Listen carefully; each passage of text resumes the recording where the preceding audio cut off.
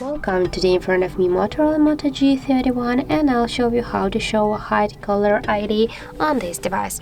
So first you should go to the phone application, and on the right upper corner tap to the more icon and just go into the settings and tap to the color ID and spam section. And as can you see here, we got the section and switcher to see color and spam ID. So if you just want to activate this option, just tap here once on the switcher, and you'll during if someone will call you, you can identify the business or spam numbers. And if you want to just disable this option, just tap here on the switcher again, and you will just hide the color ID. So that's how it looks. If you found this video helpful, remember to leave a like, comment and subscribe our channel.